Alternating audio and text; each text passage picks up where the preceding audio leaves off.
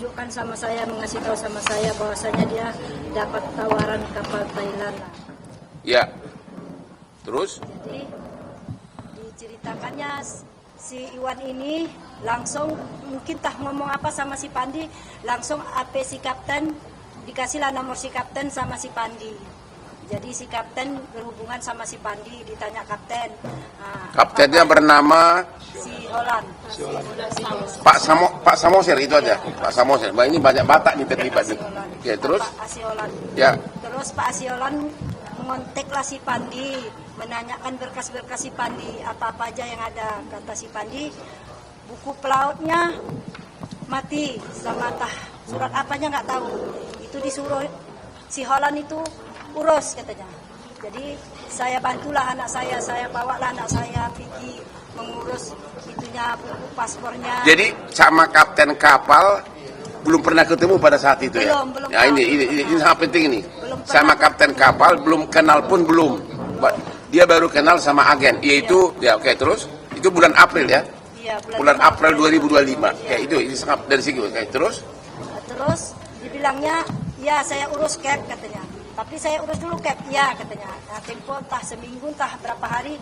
Jadi kaptennya ngubungi lagi, nggak si Pandi yang ngubungi, Pak kaptennya ngubungi, udah selesai nih, udah cap katanya.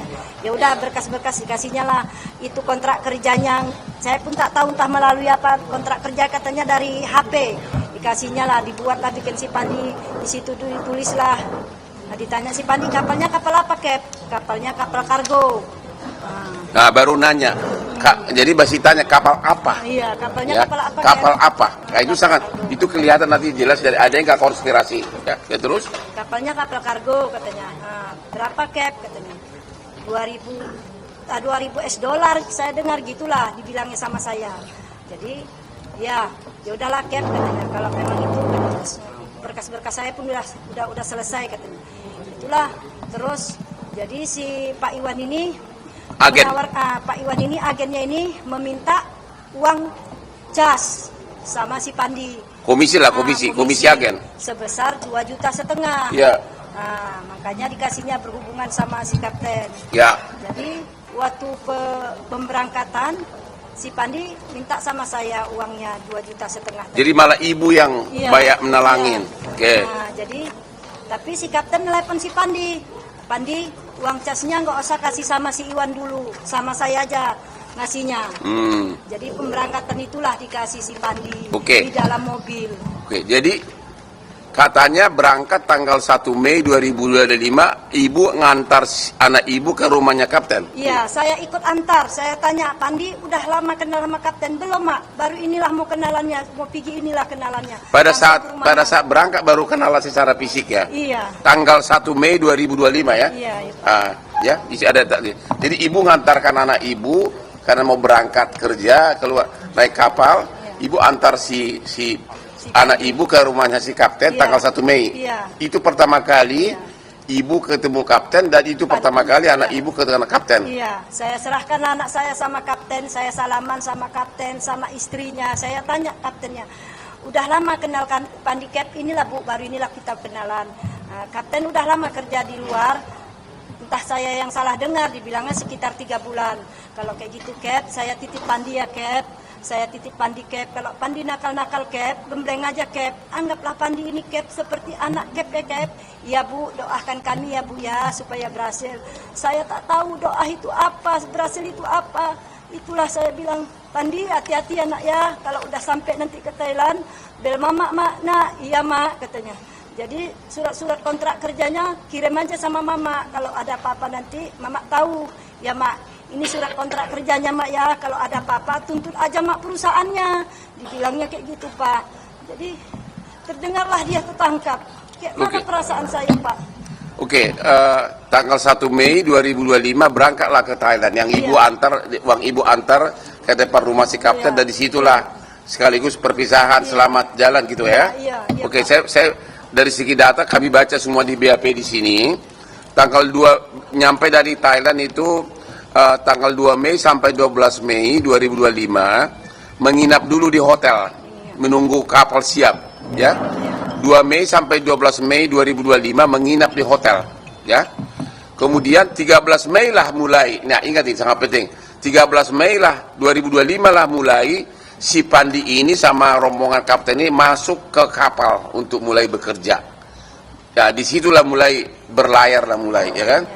Itu tanggal 13 Mei 2025, oke? Kemudian berhenti di suatu tempat ngisi minyak. Untuk kapalnya. Oke, ya. Kejadian ini yang dituduhkan ini tiba-tiba di tengah laut menurut surat dakwaan 18 Mei 2025 di tengah laut merapat suatu kapal nelayan seperti kapal nelayan menurunkan 67 kardus. 67 kardus di tengah laut. Si Pandi ini kan masinis mesin ya. Pak, ya. Cuma karena disuruh mereka itu namanya kalau berbaris begitu masukin barang apa namanya? Estafet. 67 jadi si Pandi ini curiga. Menurut saya baca di berita acara ditanya ini apa ini ditanya ke chief officernya dibilang uang sama emas. Benar ya? Nanti ditambahkan lagi ya. Kemudian akhirnya masuk, ternyata tujuannya adalah ke Filipina, melabui perairan Tanjung Karimun. Tanjung Karimun ternyata tanggal 21 Mei lah ditangkap. Berarti 18 Mei, 21 Mei hanya beberapa hari, benar kata media itu, hanya beberapa hari si Pandi di kapal itu nggak tahu apa-apa, disitulah ditangkap.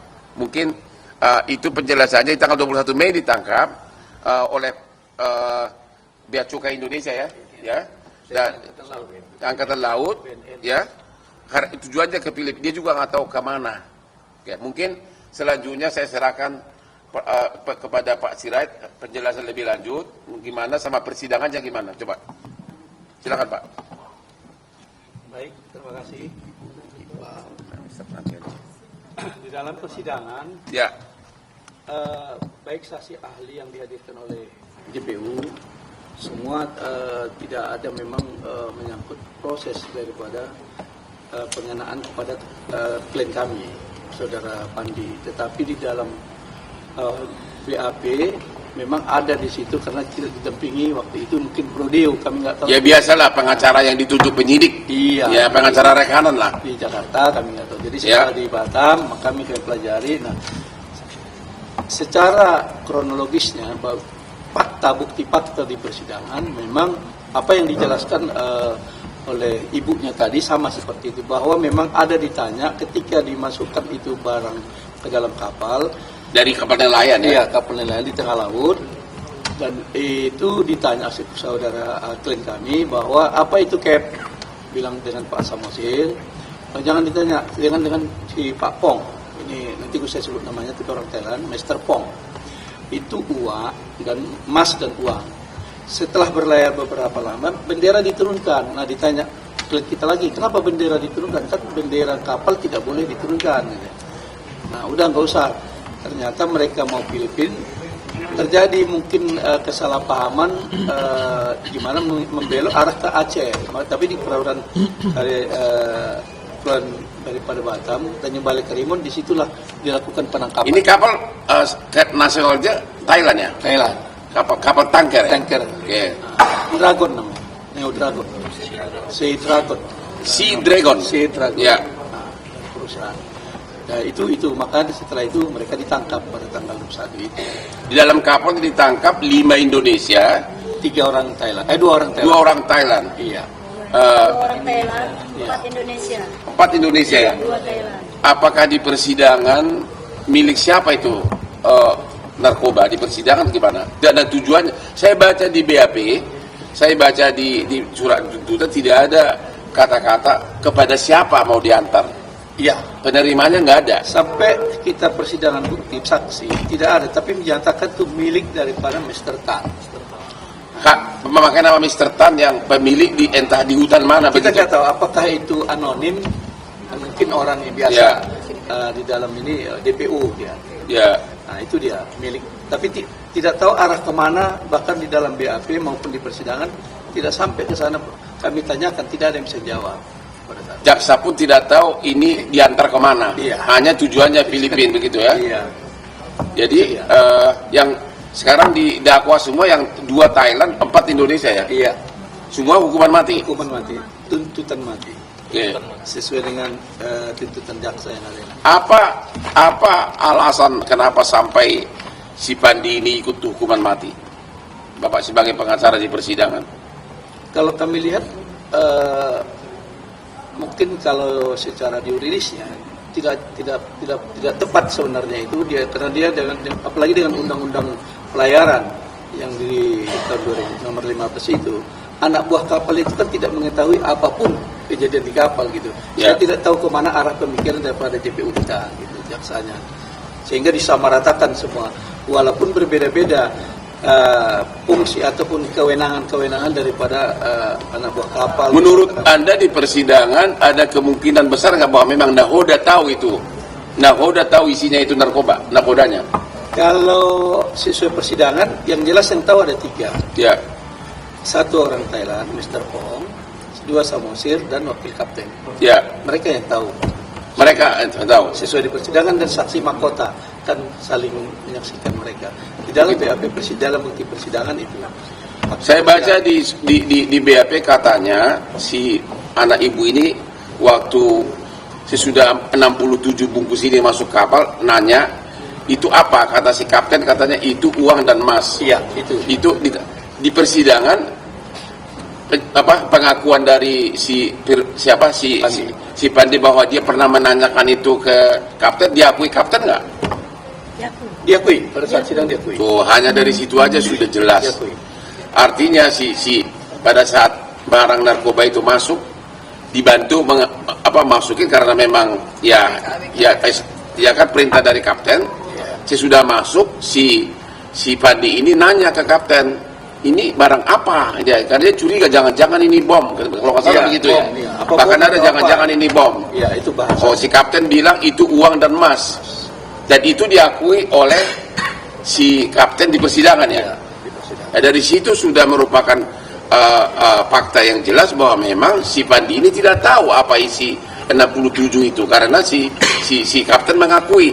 Dan juga fakta mereka baru kenalan 1 Mei pertama kali. Pertama kali benar-benar ketemu si kapten ini pada saat mau berangkat.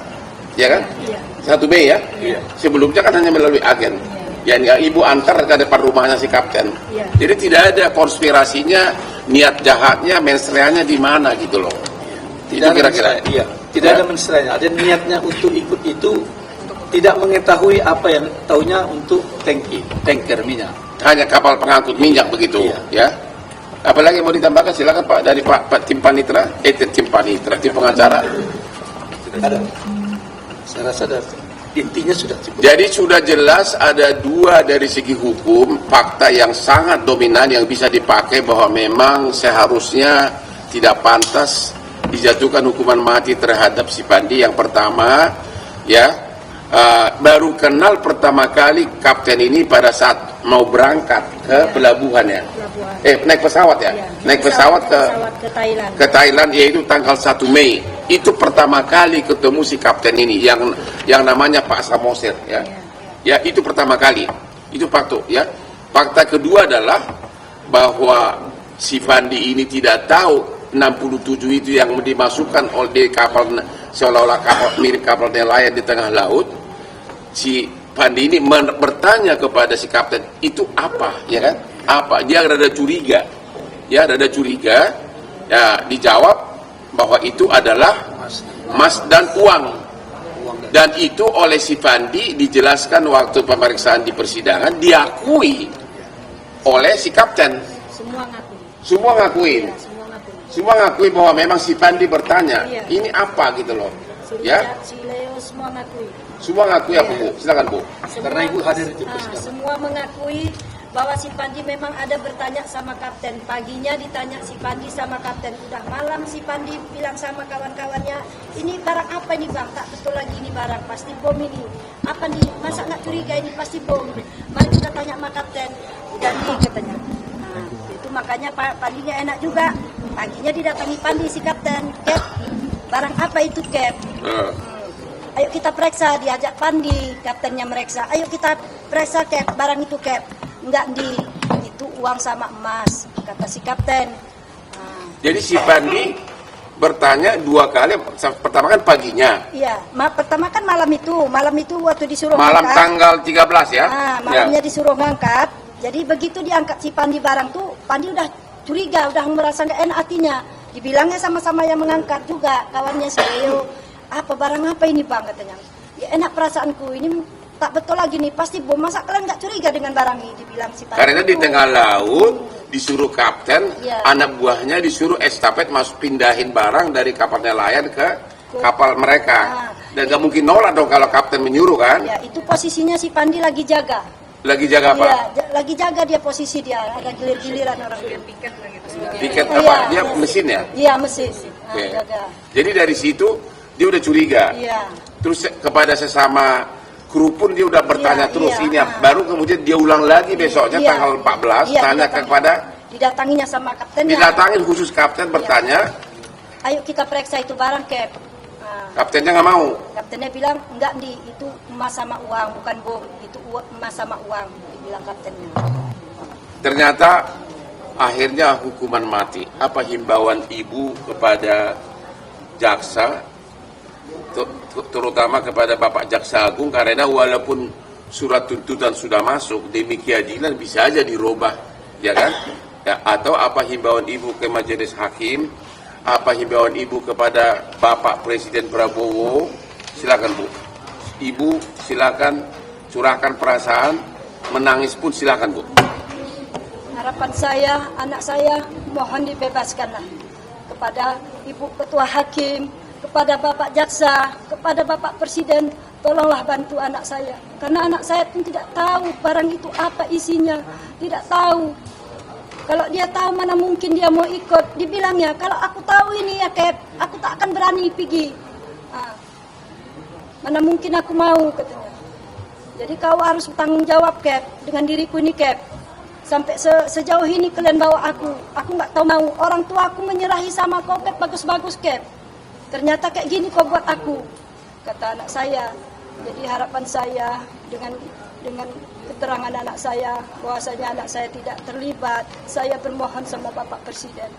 Saya rasa saya nggak ikhlas anak saya dituntut mati karena dia tidak mengetahui itu barang, tidak terlibat dengan jaringan narkoba sebanyak itu, apalagi dia dengan posisi baru berlayar.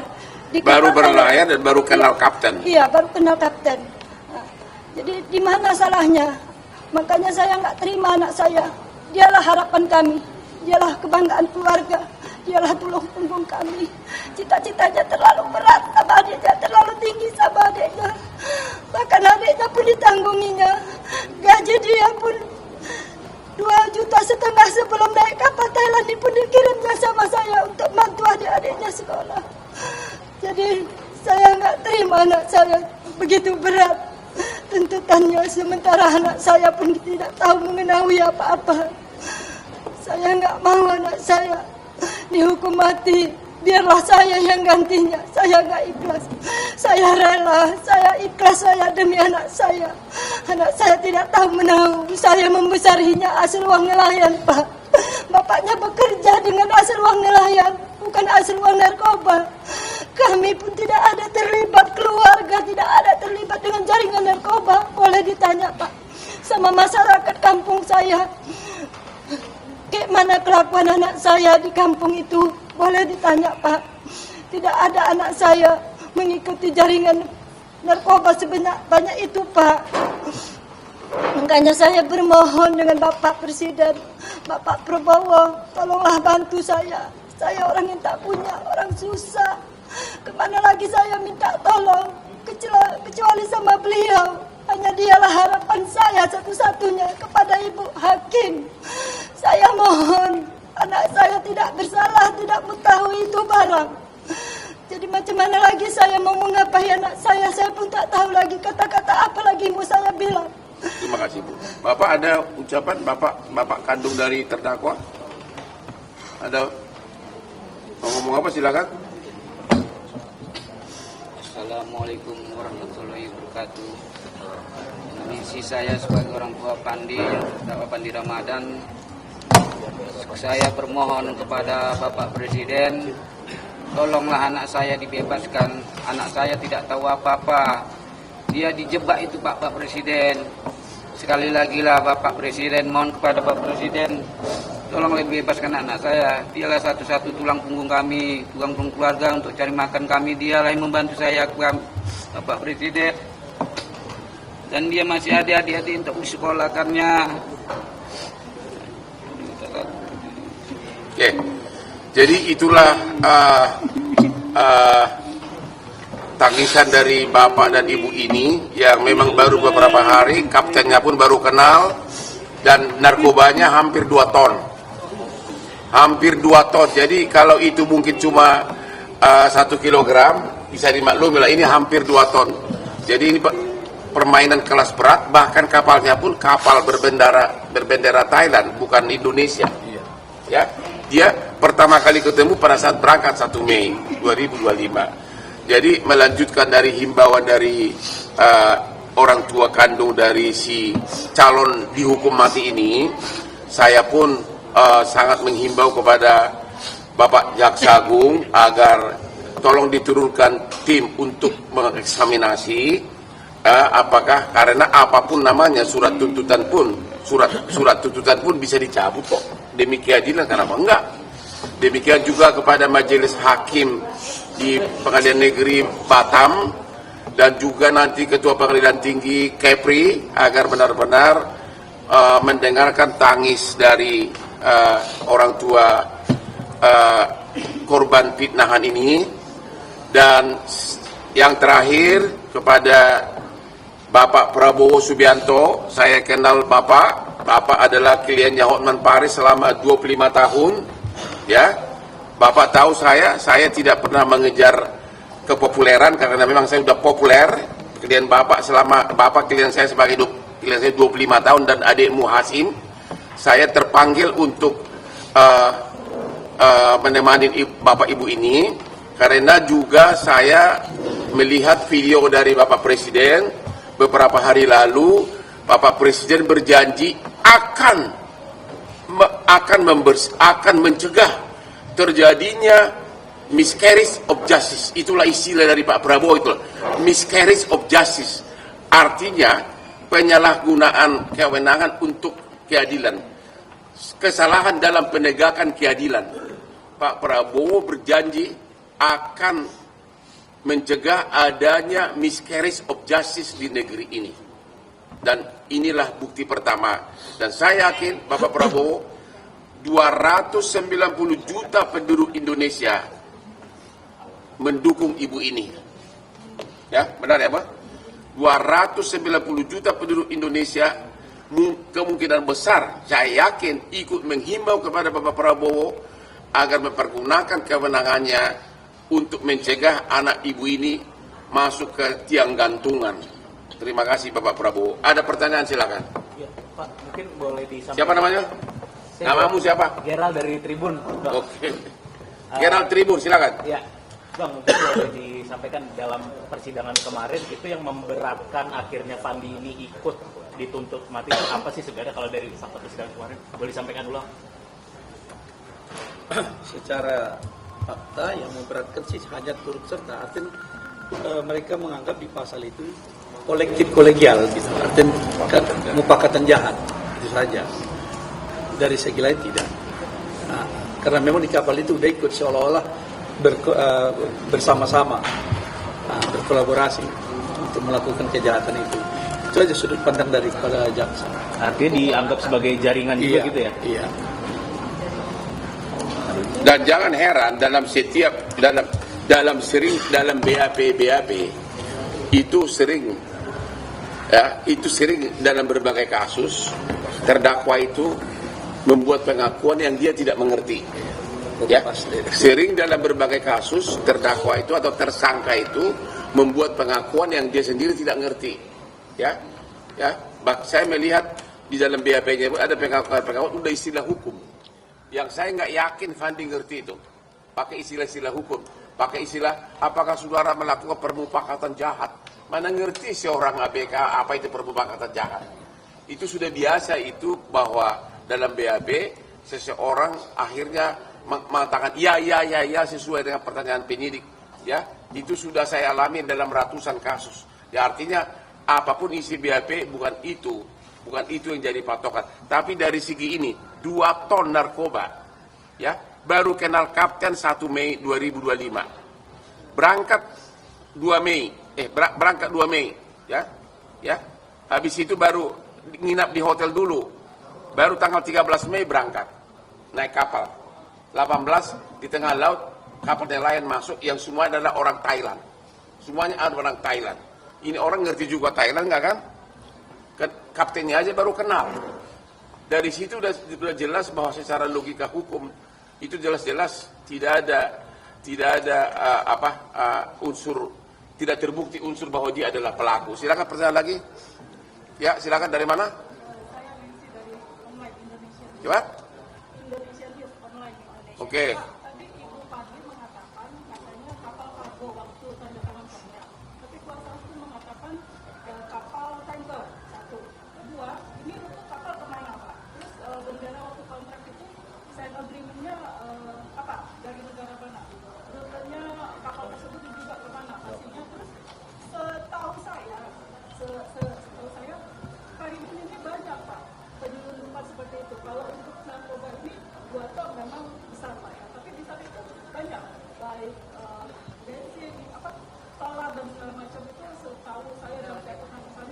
Oke. Ya. Oke. Sebelum dijawab, ini memang bukan penyeludupan untuk masuk ke Indonesia yang saya baca. Ini tujuannya saya baca dari Thailand ke Filipina. Cuma melewati, hanya lewat doang Tanjung Karimun. Jadi bukan untuk konsumsi Indonesia. Silakan pertanyaan lain, jawaban lain. Jadi begini, memang di kontrak itu tidak kapal itu, tapi diajak kapten itu langsung ke kapal itu, itu ada yang muatan itu. Jadi perusahaan Sea Dragon ini banyak kapalnya. Kalau saya lihat di situ banyak. Jadi mungkin saat kapal yang belum siap ini dialihkan dulu kerja ke kapal ini, yang itu dia. BAP-nya juga begitu. Hasil keterangan dari orang dari Mr. Kong dari Thailand. Kepercayaan di kapal itu dan kapten Samosir. Tapi di sepanjang Karimun dan ke Pulau Kepri, yang Mas Kepri itu banyak Pak. Kenapa tidak ditanggapi, tidak ditindaklanjuti atau oleh pemerintah? Ya, gini loh, Karimun itu nggak ada kaitan dengan kita, karena ini memang kapal berbendera Thailand, tujuannya mau ke Filipina cuma lewat doang. Jadi nggak ada kaitannya dengan tindak pidana di Karimun segala macam. Memang tujuannya bukan ke Indonesia. Ya, itu kira-kira ya. Cuma lewat doang ya sial ketangkap. Yang lain? Bapak. Dari mana? Dari Raja Petro, media online Pak. Saya laporan menanyakan mengenai pengacara apa yang akan dilakukan ke depan, ke peradilan ke depan. Dari pengacara sendiri mendampingi klien Bapak dan tanggapan juga. Itu pertama. Kedua, ini Pandi tamat dari Akademi Pelayaran untuk Aceh Bu. Iya. Bisa disebutkan nggak namanya? Ya Bu, itu aja sudah. Ibu, nama pelayaran, nanti saya jawab yang lain. Nama pelayarannya Malahayati. Sudah pernah bekerja di kapal di Indonesia, gajinya 2,5 juta, begitu ya? Iya. Untuk lokal. Baru pertama kali ini ke luar negeri ya? Iya. Ya, kapal berbendera asing. Ya, silakan yang lain. Jadi jadwal selanjutnya Senin kita persidangan untuk memberikan pledoi kita untuk pembelaan. Senin depan. Iya. Ini hari Jumat. Jadi kami berharap dengan adanya media ini mudah-mudahan Ibu Majelis Hakim bisa mendengar daripada apa yang kami tuangkan di dalam pledoi kami. Kalau dari saya, apapun bisa tercantum dalam BAP. Kita udah tahu itu. Itu sudah bukan rahasia umum itu. Ya, apapun bisa dicantumkan oleh penyidik dalam BAP. Dan orang-orang awam ini yang menengah ke bawah, ya, yang dari kalangan relatif ekonomi pas-pasan, yang tidak sanggup membayar pengacara seperti kami-kami ini yang punya nyali, ya akhirnya dia main tanda tangan aja. Jadi jangan langsung percaya kalau apa pengakuan di BAP itulah yang benar, ya. Dan kami sampaikan, boleh tanya kedua orang tua, Kami lawyer yang dari kantor saya, Salman Sirait, ID Prasetyo, sampai saat ini kami tidak dibayar. Boleh ditanya? Ya. Memang Iya. kami- Jadi yuk kantor Medan ya? Iya. Oke, jadi Dan tidak dibayar. Sirait. Ya, oke, sini kaptennya Samosir, jangan-jangan ipar lu bukan? Chief officernya juga saya dengar Tambunan. Iya. Wah ini, sorry ya, maaf ini gang Batak nih. Oke, jadi itu tadi ya. Oke, silakan ada lagi? Bapak izin Bapak. Ya silakan. Ini dari mana Pak? Saya dari Serikat Pekerjanya, Pak. Hah? Serikat Pekerja Pelaut.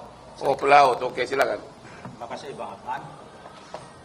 Terlepas perkenalan saya Sofyan, Ketua Umum Serikat Awak Kapal Transportasi Indonesia di Tanjung Priok. Terlepas tadi informasi dari Bapak tadi bahwa kasusnya bermula dari pelawan, karena maka direkrut. Tapi kalau saya menilai cara opini saya, Foto. kasus ini berawal ketika terjadi Jadi. illegal Foto. transshipment di tengah laut. Ya, Kalau kapal ini secara normal muat dan bukan muatnya di pelabuhan, itu akan ada namanya cargo manifest. ya, Dan kapten tidak bisa dijerat dengan pasal 137 Undang-Undang Pelayaran, di mana kapten tidak mengetahui isi muatan. Tetapi karena kapal ini illegal transshipment, jadi kita tidak bisa menemukan kapten. Kemudian di laut itu, Bang Otman, ada hierarki operasional kapal. ya, Yang pertama itu adalah ship owner atau ship operator. Yang kedua itu adalah nakoda. Yang ketiga itu molem 1 atau perwiranya. Yang keempat baru ABK atau bawahan. Nah, Spandi ini di bawahan. Jadi tidak masuk akal kalau Pandi dituntut maksimum sama dengan yang lain. benar. Dari itu aja udah salah. Nah, itu. Dari itu aja udah salah maksimum, ya. Ya, betul. Kalaupun itu paling-paling turut serta. Nah, itu serta Paling-paling turut serta yang hukumannya nggak mungkin hukuman mati. Ya, betul. Itu aja udah salah ya. Ya, betul. Ya. Nah, kemudian Bapak lebih pintar dari pengacara sih. kita belajar hukum juga, Pak. Nah, kemudian Ya. Pak, perlu kita peran kami di sini, Pak. Kami juga saat ini tolong Bapak-bapak tolong bantu kami juga dengan Bang Otman bahwa kami ada bikin petisi untuk penolak Pak, menganggap ini pengadilan sesat untuknya Pandi Ramadan ini. Tolong bantu viralkan, semoga ini bisa membantu atau membuka hati nurani hakim yang menang. Nah, itu satu yang bisa saya sampaikan, Pak. Terima kasih. Terima kasih dukungan dari Ikatan. Sakti, Pak, Serikat Awak Kapal Transportasi Indonesia. Bapak mantan awak kapal nih. Siap, Kapten, Pak. Hah? Kapten. Udah berapa kali berhenti di tengah laut masukin muatan? Kita normal, Pak. Oke, masih ada? Saya kira udah cukup, sudah jelas, ya. Kalau ada yang mau personal interview juga boleh, ya. Silakan mau interview lagi, silakan. Oke. Demikianlah acara hari ini. Yang mau interview langsung dengan pengacaranya atau dengan ibunya secara private silakan, tapi di sini aja. Ya mau, ya. Daripada nanti dicegat kemana-mana. Silakan. Yang ada gosip infotainment, no. Silakan, ya. Oke. Lu mata lu kok gua melulu lu. Bang Wan, saya juga ada bantu nih, mungkin nih Ya. bantu kami. Saya juga bantu bikin pledoi bersih. Kenapa Bapak nggak bawa anggotanya hari Senin di persidangan ya? Biar seru, ya? Ke pengacaranya, Pak. Ya. Ya. Berbasis hukum maritim internasional, Pak, ya. Ya. Jadi terima kasih kita ucapkan ini timnya nih, inilah semua tim Hotman 911, ya. Ini semua tim Hotman 911 ini ada Saskia di sini yang sudah repot, Yasmin. si cantik, ya siapa? Yasmin. Yasmin ada ini semua tim Hotman 911 dari berbagai kota nih kumpul di sini, ya. Yang kalau macam-macam kita akan terus melawan, ya. Oke. Ya. Nggak mau gua gantian.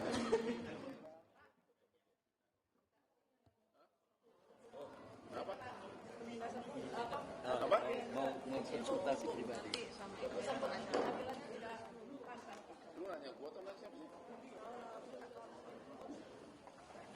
Ya silakan ya.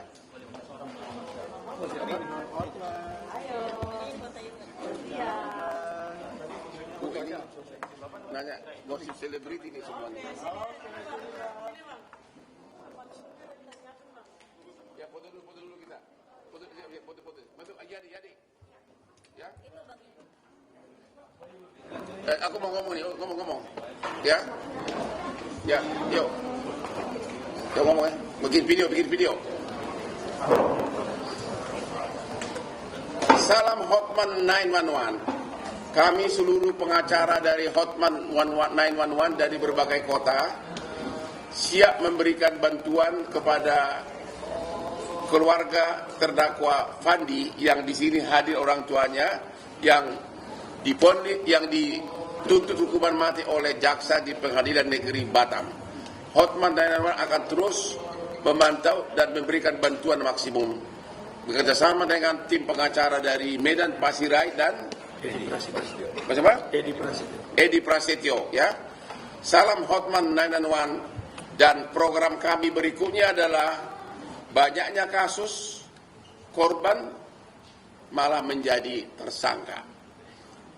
Korban perampokan, ada bapak-bapak kebunnya mau dirampok, malah dia jadi tersangka. Sekarang ada viral di Medan, ada korban memukul maling, malah korban pencurian ini yang jadi tersangka, malingnya nggak jadi tersangka. Itulah keadaan kita sekarang ini, dan kalau bukan rakyat Indonesia yang sama-sama berjuang, siapa lagi? Jadi kami memohon kepada 280 juta penduduk Indonesia, mungkin sudah 300 juta, kalau ada ketidakadilan seperti itu, agar ikut bersuara, jangan cuek, ya.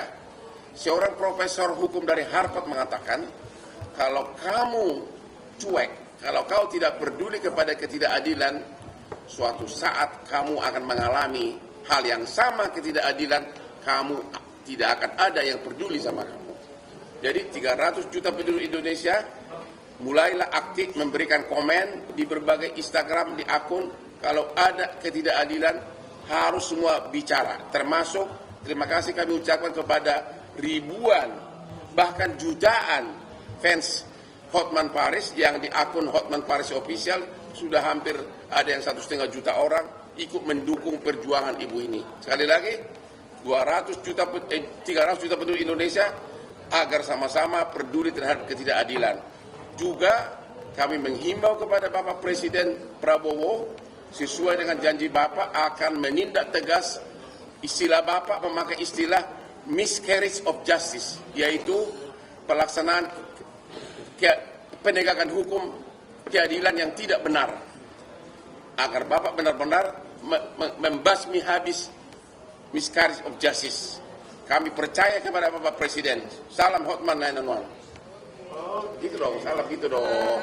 Salam Pak Presiden yang lagi di Amerika sekarang, ya. Kami dengan kamu. We are with you. Itu bahasa Bataknya. Dah.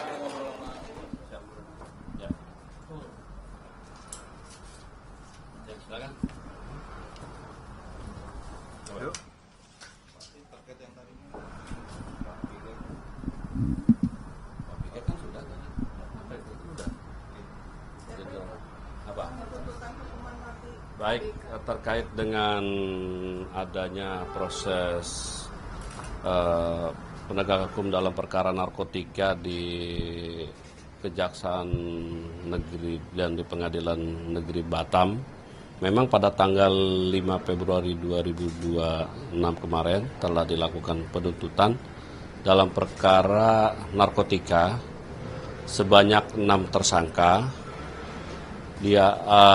Dari 6 ini ada 2 warga negara asing dan 4 warga negara Indonesia, dan proses peradilan sudah dilaksanakan sesuai dengan hukum acara yang berlaku dengan tetap mengedepankan asas praduga dan prinsip kehati-hatian dan berdasarkan fakta hukum dan alat bukti yang terungkap di pengadilan. Maka pada tanggal 5 Februari 2026 kemarin telah dilakukan penuntutan terhadap 6 terdakwa tersebut dan masing-masing tuntut hukuman mati. Tentunya penuntut umum dalam melakukan penuntutan berdasarkan fakta hukum dan alat-alat bukti yang terungkap di persidangan. Gitu.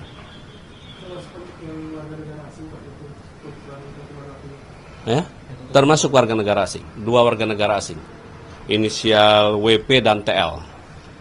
Kalau disangkaan pasalnya itu bukannya maksimalnya 20 tahun ya, terus kemudian kan yang ABK Bis- dia 3 hari doang baru bekerja, itu kan jadi pertimbangan JPU Pak? Yang jelas pertama ini merupakan dari sindikat internasional karena melibatkan dan terhadap tadi yang disebut ABK ini kan memang yang jadi ABK ini ada salah satu yang dituntut itu adalah baru bekerja ya dia ditawarkan oleh pekerjaan oleh pamannya sendiri, masih ada hubungan paman di kapten kapalnya kalau tidak salah. Mereka pergi ke Thailand, sempat 10 hari di Thailand, kemudian mereka setelah itu mereka